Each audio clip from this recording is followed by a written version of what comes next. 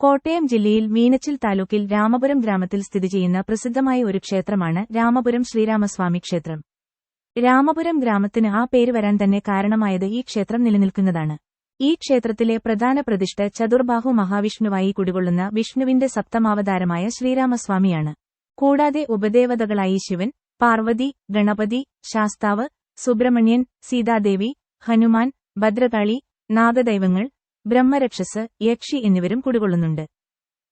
തൃശൂർ, എറണാകുളം ജില്ലകളിലെ നാലമ്പലങ്ങൾ കഴിഞ്ഞാൽ ഏറ്റവും പ്രസിദ്ധമായ നാലമ്പലങ്ങളുള്ളത് കോട്ടയം ജില്ലയിലെ രാമപുരം പഞ്ചായത്തിലാണ്. അവയിൽ ആദ്യത്തെ ക്ഷേത്രമാണിത്. എന്നാൽ ആദ്യത്തെ നാലമ്പലങ്ങളിൽ നിന്ന് വ്യത്യസ്തമായി ഇവിടെ ക്ഷേത്രങ്ങളെല്ലാം 4 കിലോമീറ്റർ ചുറ്റളവിലാണുള്ളത്.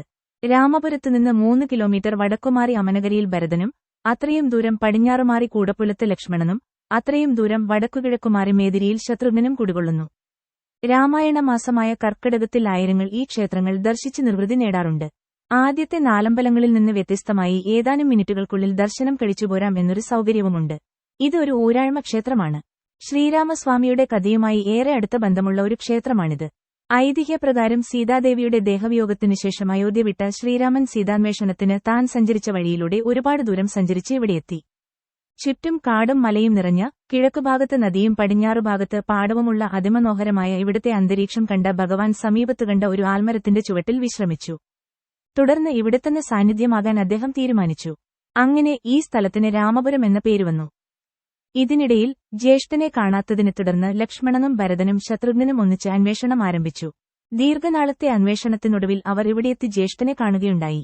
മൂവരും ജ്യേഷ്ഠനെ വണങ്ങി അടുത്തുതന്നെ വാഴാനുള്ള ആഗ്രഹം പ്രകടിപ്പിച്ചു. ശ്രീരാമൻ അനുജന്മാരോട് തങ്ങൾക്കിഷ്ടമുള്ള സ്ഥലം തിരഞ്ഞെടുത്ത് അവിടെ താമസിക്കാൻ പറഞ്ഞു. അങ്ങനെ ലക്ഷ്മണൻ കൂടപ്പുലത്തും ഭരതൻ അമനഗരിയിലും ശത്രുഘ്നൻ മേദിരിയിലും താമസമുറപ്പിച്ചു. പിൽക്കാലത്ത് 4 ക്ഷേത്രങ്ങൾ വന്നു. രാമായണ മാസമായ കർക്കിടകത്തിൽ ഈ ക്ഷേത്രങ്ങളെ ബന്ധിപ്പിച്ചുകൊണ്ട് നാലമ്പല ദർശനം നടത്തിവരുന്നു. രാമപുരത്തുനിന്ന് തുടങ്ങുന്ന ദർശനം തുടർന്ന് കൂടപ്പുലം, അമനഗര, മേദിരി എന്ന ക്രമത്തിൽ പോയി അവസാനിക്കുന്നു. ധാരാളം ഭക്തർ ഈ ദിവസങ്ങളിൽ ക്ഷേത്രങ്ങളിലെത്താറുണ്ട്. രാമപുരം ഗ്രാമത്തിന്റെ ഏകദേശം ഒത്ത നടുക്കായാണ് ക്ഷേത്രം സ്ഥിതി ചെയ്യുന്നത്. കിഴക്കോട്ടാണ് ക്ഷേത്രത്തിന്റെ ദർശനം. ക്ഷേത്രത്തിൽ നിന്ന് അല്പം മാറി പാലാ കൂത്താട്ടുകുളം റോഡ് കടന്നുപോകുന്നു. റോഡിന്റെ വശത്ത് ക്ഷേത്രത്തിന്റെ പേരെഴുതിവെച്ച കവാടം കാണാം. കവാടത്തിന്റെ മുകളിലായി ഗണപതി, ശ്രീരാമപട്ടാഭിഷേകം, സരസ്വതി എന്നീ രൂപങ്ങൾ കാണാം. കൂടാതെ ഇരുവശങ്ങളിലുമായി ഹനുമാൻ, നാരദൻ എന്നിവരുടെ രൂപങ്ങളുമുണ്ട്. അവിടെ നിന്ന് അല്പം നടന്നാൽ ക്ഷേത്രത്തിന്റെ മുന്നിലെത്താം.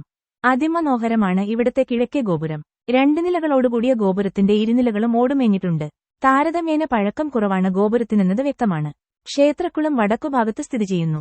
താരതമ്യേന ചെറിയ കുളമാണിത്. എന്നാൽ വളരെ പവിത്രമാണ് ഇതിലെ ജലം. തൃപ്രയാറിലേതുപോലെ ഇവിടെയും മീനൂർ വഴിപാട് നടത്തിവരുന്നുണ്ട്. കുളക്കരയിൽ വലിയ അരയാൽമരമുണ്ട്. ഹൈന്ദവ വിശ്വാസപ്രകാരം പുണ്യവൃക്ഷമായ അരയാലിന്റെ മുകളിൽ ബ്രഹ്മാവും നടുക്ക് വിഷ്ണുവും അടിയിൽ ശിവനും കുടികൊള്ളുന്നു. അതായത് അരയാൽ ത്രിമൂർത്തി സ്വരൂപമാകുന്നു. ദിവസവും അരയാലിന് 7 വലം വയ്ക്കുന്നത് പുണ്യകരമായി കണക്കാക്കപ്പെടുന്നു. കിഴക്കേ ഗോപുരത്തിലൂടെ അകത്തുകടന്ന ഭഗവദ്വാഹനമായ ഗരുഡനെ ശിരസിലേറ്റുന്ന സ്വർണ്ണക്കൊടിമരം പ്രതിഷ്ഠിച്ചിരിക്കുന്നു. മുമ്പുണ്ടായിരുന്ന ചെമ്പുകൊടിമരം മാറ്റി 2006-ലാണ് ഈ കൊടിമരം പ്രതിഷ്ഠിച്ചത്. കൊടിമരത്തിനപ്പുറം ബലിക്കൽപ്പുര പണിതിരിക്കുന്നു. ക്ഷേത്രത്തിലെ പ്രധാന ബലിക്കല്ല് ഇവിടെ സ്ഥിതി ചെയ്യുന്നു. സാമാന്യം വലിപ്പമുള്ള ബലിക്കല്ലാണ് ഇത്. അതിനാൽ പുറത്തുനിന്ന് നോക്കിയാൽ വിഗ്രഹം കാണാൻ സാധിക്കില്ല. ബലിക്കൽപ്പുരയുടെ മച്ചിൽ ബ്രഹ്മാവിന്റെയും അഷ്ടദിപാലകരുടെയും രൂപങ്ങൾ കൊത്തിവച്ചിട്ടുണ്ട്. ഏകദേശം 3.5 ഏക്കർ വലിപ്പമുള്ള മതിലകമാണ് രാമപുരം ക്ഷേത്രത്തിലേത്. ക്ഷേത്രത്തിന്റെ തെക്കുപടിഞ്ഞാറേ മൂലയിൽ ഭദ്രകാളി ക്ഷേത്രം സ്ഥിതി ചെയ്യുന്നു. അത്യുഗ്രദേവതയായ ഭദ്രകാളി ദേശദേവതയായി കണക്കാക്കപ്പെടുന്നു. പണ്ട് ഇവിടെ സ്ഥിരം വെളിച്ചപ്പാടുണ്ടായിരുന്നു. ഭദ്രകാളി ക്ഷേത്രത്തിനടുത്ത് ആൽമരച്ചുവട്ടിൽ നാഗദൈവങ്ങൾ കുടികൊള്ളുന്നു. പരിവാരസമേത നവനാഗപ്രതിഷ്ഠയാണ് ഈ ക്ഷേത്രത്തിലുള്ളത്. വടക്കുപടിഞ്ഞാറേ മൂലയിൽ ചെറിയൊരു ഗണപതി ക്ഷേത്രമുണ്ട്. ഇവക്കിടയിലാണ് ക്ഷേത്രത്തിലെ പടിഞ്ഞാറേ ഗോപുരം സ്ഥിതി ചെയ്യുന്നത്. വടക്കുവശത്ത് ക്ഷേത്രം വക ഓട്ടുപുര പണിതിരിക്കുന്നു. നിത്യേന ഇവിടെ ഊട്ടുണ്ട്. വടക്കുകിഴക്കേ മൂലയിൽ ചെറിയ ശ്രീകോവിലിൽ ശ്രീരാമദാസനായ ഹനുമാൻ സ്വാമി കുടികൊള്ളുന്നു. തൃക്കവിയൂർ ശിവപാർവതി ഹനുമാൻ ക്ഷേത്രത്തിലെ വിഗ്രഹം പോലെ തീരെ ചെറുതാണ് ഇവിടെയും ഹനുമത് വിഗ്രഹം. എങ്കിലും സവിശേഷ പ്രാധാന്യമുള്ള പ്രതിഷ്ഠയാണിത്. ശ്രീരാമന് വഴിപാട് കഴിക്കുന്നവർ ഹനുമാനും വഴിപാട് കഴിക്കാറുണ്ട്. തന്റെ ഭക്തനായ ഹനുമാനെ പ്രീതിപ്പെടുത്താതെ ശ്രീരാമൻ പ്രസാദിക്കില്ലെന്നാണ് വിശ്വാസം. ഹനുമാന്റെ ശ്രീകോവിലിന് സമീപം തന്നെയാണ് ബ്രഹ്മരക്ഷസിന്റെയും യക്ഷിയുടെയും പ്രതിഷ്ഠകൾ സ്ഥിതി ചെയ്യുന്നത്. ഇരുവർക്കും സാധാരണ പോലെയുള്ള വിഗ്രഹങ്ങളാണുള്ളത്. സാമാന്യം വലിപ്പമുള്ള വട്ടശ്രീകോവിലാണ് രാമപുരത്തുള്ളത്. തൃപ്രയാറിലെ ശ്രീകോവിലിന്റെത്രയില്ലെങ്കിലും ഇതിന് ഏകദേശം 130 അടി ചുറ്റളവുണ്ടെന്ന് പറയപ്പെടുന്നു. കരിങ്കല്ലിൽ തീർത്ത ശ്രീകോവിലിന്റെ മേൽക്കൂര ചെമ്പുമേഞ്ഞിട്ടുണ്ട്.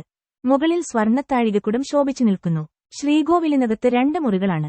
അവയിൽ പടിഞ്ഞാറു ഭാഗത്തുള്ളത് വിഗ്രഹം പ്രതിഷ്ഠിച്ച ഗർഭഗൃഹം. മഹാവിഷ്ണു ഭഗവാന്റെ 7ാം അവതാരമായ ശ്രീരാമസ്വാമി 6 അടി ഉയരം വരുന്ന ചതുർബാഹു വിഷ്ണു വിഗ്രഹത്തിൽ കിഴക്കോട്ട് ദർശനമായി കുടികൊള്ളുന്നു. വിഗ്രഹരൂപം പൂർണ്ണമായും മഹാവിഷ്ണുവിന്റേതാണ്. പുറകിലെ വലതുകയിൽ സുദർശനചക്രവും പുറകിലെ ഇടതുകയിൽ പാഞ്ചജന്യം ശംഖും മുന്നിലെ ഇടതുകയിൽ തലകീഴായി കൗമോദകി ഗദയും മുന്നിലെ വലതുകയിൽ താമരയും കാണാം. പട്ടാഭിഷേക സമയത്തെ ശ്രീരാമനായാണ് പ്രതിഷ്ഠയുടെ സങ്കല്പം. അതിനാൽ ഏറ്റവും മംഗളകരമായ ഭാവത്തിലാണ് ഭഗവാൻ ഇവിടെ കുടികൊള്ളുന്നത്. സീതാസമേതനായി പീഠത്തിലിരിക്കുന്ന ഭഗവാൻ അനുജന്മാരുടെയും ഹനുമാനും സുഗ്രീവനും അംഗദനും ജാംബവാനും വിഭീഷണനുമടക്കമുള്ള ഭക്തരുടെയും സേവനമേറ്റുവാങ്ങി വിശ്വപ്രകൃതിയുടെ മൂലതേജസ്സിനെ മുഴുവൻ ആവാഹിച്ചുകൊണ്ട് ശ്രീലകത്ത് വിരാജിക്കുന്നു. ശ്രീകോവിൽ അതിമനോഹരമായ ദാരുശില്പങ്ങൾ കൊണ്ട് സമ്പന്നമാണ്. ഇവയിൽ കൂടുതലും രാമായണത്തിൽ നിന്നെടുത്തവയാണ്. കൂടാതെ വാമനമൂർത്തി, അഷ്ടഭുജഗണപതി, ദുർഗാദേവി, ശ്രീകൃഷ്ണലീലകൾ, ശിവകഥകൾ എന്നിവയും പ്രാധാന്യത്തോടെ കാണിക്കപ്പെടുന്നു. ശ്രീകോവിലിന്റെ തെക്കുവശത്ത് കൂട്ടിച്ചേർത്തു പണിത മറ്റൊരു ചെറിയ ശ്രീകോവിലിൽ ശിവൻ, പാർവതി, ഗണപതി, സുബ്രഹ്മണ്യൻ, ശാസ്താവ് എന്നിവരുടെ ഒന്നിച്ചുള്ള സാന്നിധ്യമാണ്. ഇത്തരത്തിലൊരു പ്രതിഷ്ഠ അത്യപൂർവമാണ്. എല്ലാം ചെറിയ വിഗ്രഹങ്ങളാണ്. കഷ്ടിച്ച് 1 അടി ഉയരമേയുള്ളൂ ഈ വിഗ്രഹങ്ങൾക്ക്. ഇവർക്ക് നിത്യവും പൂജകളുണ്ട്. ശ്രീകോവിലിന്റെ വടക്കുവശത്ത് ലക്ഷ്മീദേവിയുടെ സാന്നിധ്യവുമുണ്ട്. ലക്ഷ്മിയുടെ അവതാരവും ശ്രീരാമപത്നിയുമായ സീതാദേവിയായാണ് പ്രതിഷ്ഠയെ കണ്ടുവരുന്നത്. ശ്രീരാമ സാന്നിധ്യം വന്ന അന്നുമുതൽ ഇവിടെ സീതാ സാന്നിധ്യവുമുണ്ടെന്നാണ് വിശ്വാസം. എന്നാൽ ഈ സങ്കല്പത്തിന് വിഗ്രഹമില്ല. വടക്കുവശത്ത് ശില്പഭംഗിയോടുകൂടിയ ഓവുണ്ട്. അഭിഷേകജലം ഇതിലൂടെ ഒഴുകിപ്പോകുന്നു. ശ്രീകോവിലിനെ ചുറ്റിപ്പറ്റി നാലമ്പലം പണിതിരിക്കുന്നു. അതിവിശാലമാണ് ഇവിടത്തെ നാലമ്പലം. ഓടുമേഞ്ഞ നാലമ്പലത്തിന് അകത്തേക്ക് കടക്കുന്ന വാതിലിന് ഇരുവശവും വാതിൽമാടങ്ങൾ പണിതിട്ടുണ്ട്. തെക്കേ വാതിൽമാടത്തിലാണ് നിത്യവും വിശേഷാൽ പൂജകളും ഹോമങ്ങളും നടക്കുന്നത്. വടക്കേ വാതിൽമാടം ഭക്തരുടെ നാമജപത്തിനും വാദ്യമേളങ്ങൾക്കും ഉപയോഗിച്ചുവരുന്നു. പൂജാസമയമൊഴികെയുള്ളപ്പോൾ ഇവിടെ ചെണ്ട, മദ്ദളം, തിമില, ഇടക്ക തുടങ്ങിയ വാദ്യങ്ങൾ തൂക്കിയിട്ടിരിക്കുന്നത് കാണാം. നാലമ്പലത്തിന്റെ തെക്കുകിഴക്കേ മൂലയിൽ തിടപ്പള്ളിയും വടക്കുകിഴക്കേ മൂലയിൽ കിണറും പണികഴിപ്പിച്ചിട്ടുണ്ട്. പ്രധാന ശ്രീകോവിലിന് മുന്നിലായി ഒരു നമസ്കാര മണ്ഡപവും പണിതിട്ടുണ്ട്. 16 കാലുകളോടുകൂടിയ അസാമാന്യ വലുപ്പമുള്ള ഒരു നമസ്കാര മണ്ഡപമാണ് ഇവിടെയുള്ളത്. ദീർഘചതുരാകൃതിയിൽ നിർമ്മിച്ച മണ്ഡപത്തിന്റെ മേൽക്കൂര ചെമ്പുമേഞ്ഞിട്ടുണ്ട്. മുകളിൽ സ്വർണ്ണത്താഴികക്കുടം ശോഭിച്ചു നിൽക്കുന്നു. അതിമനോഹരമായ ദാരുശില്പങ്ങൾ കൊണ്ട് അലംകൃതമാണ് ഇതിന്റെ ഓരോ തൂണും. രാമായണം, മഹാഭാരതം, ശ്രീമദ് ഭാഗവതം തുടങ്ങിയ കൃതികളിൽ നിന്നെടുത്ത പല രൂപങ്ങൾക്കും ഇവിടെ ശില്പാവിഷ്കാരം നൽകിയിട്ടുണ്ട്. ഇതിന്റെ മച്ചിൽ ബ്രഹ്മാവിന്റെയും അഷ്ടദിപാലകരുടെയും രൂപങ്ങളും കൊത്തിവച്ചിട്ടുണ്ട്. മണ്ഡപത്തിന്റെ ഒരറ്റത്ത് ഗരുഡ പ്രതിഷ്ഠയുമുണ്ട്.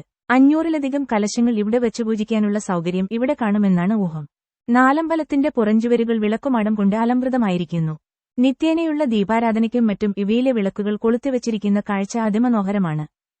ശ്രീകോവിലിനു ചുറ്റുമായി അകത്തെ ബലിവട്ടം പണിതിരിക്കുന്നു. അഷ്ടദിഗ്പാലകർ, സപ്തമാതൃക്കൾ, വീരഭദ്രൻ, ഗണപതി, ശാസ്താവ്, സുബ്രഹ്മണ്യൻ, ദുർഗാദേവി, ബ്രഹ്മാവ്, അനന്തൻ, നിർമാല്യധാരി എന്നിവരെ പ്രതിനിധീകരിക്കുന്ന ബലിക്കല്ലുകൾ ഇവിടെ സ്ഥിതിചെയ്യുന്നു. ശീവേലി സമയത്ത് ഇവയിൽ ബലിതൂകുന്നു. നിത്യേനയുള്ള ശീവേലിയുടെ വിസ്തരിച്ച രൂപമായി ഉത്സവക്കാലത്ത് ശ്രീഭൂതബലിയും അതിന്റെയും വിസ്തരിച്ച രൂപമായി ഉത്സവബലിയും ഉണ്ടാകാറുണ്ട്. വിഷ്ണുക്ഷേത്രമായതിനാൽ ഇവിടെ ഉത്തരമാതൃക്കൾ എന്ന പ്രത്യേകം സങ്കല്പവുമുണ്ട്. തെക്കുഭാഗത്ത് സ്ഥിതിചെയ്യുന്ന സപ്തമാതൃക്കളുടെ എതിർവശത്ത് സ്ഥിതിചെയ്യുന്നതുമൂലമാണ് ഇവരെ ഉത്തരമാതൃക്കൾ എന്ന് വിളിക്കുന്നത്. ഭാഗീശ്വരി, ക്രിയ, കീർത്തി, ലക്ഷ്മി, സൃഷ്ടി, വിദ്യ, ശാന്തി എന്നിവരാണ് അവർ. ശൈവദേവതകളായ സപ്തമാതൃക്കളുടെ വൈഷ്ണവരൂപഭേദങ്ങളാണ് ഇവ. സപ്തമാതൃക്കൾക്കൊപ്പം അംഗരക്ഷകരായി വീരഭദ്രനും ഗണപതിയുമുള്ളപോലെ ഉത്തരമാതൃക്കൾക്കൊപ്പം ശ്രീധരൻ, അശ്വമുഖൻ എന്നീ ദേവന്മാർക്കും സങ്കല്പമുണ്ട്. ഇവരെ ബലിക്കല്ലുകളായി പ്രതിനിധീകരിക്കാറില്ല. എന്നാൽ ശീവേലി സമയത്ത് ഇവിടങ്ങളിലും ബലിതൂകുന്നു. ബലിക്കല്ലുകൾ ദേവിയുടെ വികാരഭേദങ്ങളാണെന്നാണ് വിശ്വാസം. തന്മൂലം അവയിൽ ചവിട്ടുന്നതും തൊട്ട് തലയിൽ വെക്കുന്നതും നിരോധിച്ചിരിക്കുന്നു. നിത്യേന 5 പൂജകളും 3 ശീവേലികളുമുള്ള മഹാക്ഷേത്രമാണ് രാമപുരം ശ്രീരാമസ്വാമി ക്ഷേത്രം. പുലർച്ചെ 4 മണിക്ക് നട തുറന്നുകഴിഞ്ഞാൽ ആദ്യം നിർമ്മാല്യദർശനമാണ്. തുടർന്ന് അഭിഷേകവും മലർനിവേദ്യവും നടത്തുന്നു. 5 മണിക്ക് ഉഷപൂജയും തുടർന്ന് രാവിലെ 6 മണിക്ക് എതിരേറ്റുപൂജയും ഗണപതി ഹോമവും ഉണ്ടാകും. 6:30-ക്ക് പ്രഭാത ശീവേലിയാണ്. തന്റെ ഭൂതഗണങ്ങൾക്ക് അന്നം നൽകുന്നത് ഭഗവാൻ നേരിട്ട് കാണുന്നു എന്ന സങ്കല്പത്തോടെ നടത്തുന്ന ചടങ്ങാണിത്. നാലമ്പലത്തിനകത്തുള്ള ബലിക്കല്ലുകളിൽ ബലിതൂകിക്കഴിഞ്ഞ് പുറത്തുകടന്ന് 3 വട്ടം പ്രദക്ഷിണം വെച്ച് ഒടുവിൽ വലിയ ബലിക്കല്ലിലും ബലിതൂകി ശീവേലി തീരുന്നു. തുടർന്ന് നവകാഭിഷേകമാണ്. ക്ഷേത്രക്കുളത്തിൽ നിന്നെടുക്കുന്ന ജലം 9 വെള്ളിക്കലശങ്ങളിലാക്കി അഭിഷേകം ചെയ്യുന്നതിന് പറയുന്ന പേരാണിത്. നവകാഭിഷേകത്തിനുശേഷം 8 മണിക്ക് പന്തീരടി പൂജ. നിഴലിന് 12 അടി നീളം വരുന്ന സമയത്ത് നടത്തുന്ന പൂജയായതുകൊണ്ടാണത്രേ ഇങ്ങനെ പേരുവന്നത്. പിന്നീട് 11 മണിക്ക് ഉച്ചപൂജയും 11:30-ക്ക് ഉച്ചശീവേലിയും കഴിഞ്ഞ് ഉച്ചയ്ക്ക് 12 മണിക്ക് നടയടയ്ക്കുന്നു. വൈകിട്ട് 4 മണിക്ക് വീണ്ടും നട തുറക്കുന്നു. സന്ധ്യയ്ക്ക് സൂര്യാസ്തമയ സമയമനുസരിച്ച് ദീപാരാധന നടത്തപ്പെടുന്നു. ദീപസ്തംഭങ്ങളും വിളക്കുമാടവും അടിമുടി ദീപപ്രഭയിൽ നിൽക്കുന്ന കാഴ്ച അതിമനോഹരമാണ്. രാത്രി 7 മണിയോടെ അത്താഴപൂജയും തുടർന്ന് 7:30 മണിയോടെ അത്താഴശീവേലിയും നടത്തപ്പെടുന്നു. തുടർന്ന് 8 മണിക്ക് നടയടയ്ക്കുന്നു. കുരുപ്പക്കാട്ട് മനക്കാണ് ക്ഷേത്രത്തിലെ തന്ത്രാധികാരം. ഭരണസമിതി നിയമിക്കുന്ന വ്യക്തികളാണ് മേൽശാന്തിയും കീഴ്ശാന്തിയുമാകുക. അമനഗര, കാരണാട്ട്, കുന്നൂർ എന്നീ 3 ഇല്ലക്കാരുടെ നേതൃത്വത്തിലുള്ള ഒരു ട്രസ്റ്റാണ് ക്ഷേത്രഭരണം നടത്തിപ്പോരുന്നത്. ഒരുകാലത്ത് ഒരുപാട് സ്വത്തുവകകളുണ്ടായിരുന്ന ക്ഷേത്രമായിരുന്നുവത്രേ ഇത്. പിന്നീട് ഭൂപരിഷ്കരണ നിയമം വന്നപ്പോൾ അവയിൽ പലതുമില്ലാതായി. എങ്കിലും ഇന്ന് നാട്ടുകാരുടെ പങ്കാളിത്തത്തോടെയെല്ലാം മികച്ച രീതിയിൽ കൊണ്ടാടപ്പെടുന്നുണ്ട്.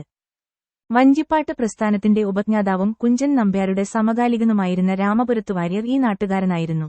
ഈ ക്ഷേത്രത്തിൽ അദ്ദേഹം കഴകവൃത്തി അനുഷ്ഠിച്ചിരുന്നു. എന്നും രാവിലെ ക്ഷേത്രത്തിൽ വന്ന് കുളക്കരയിലെ ആൽമരത്തെ അദ്ദേഹം വന്ദിച്ചിരുന്നു.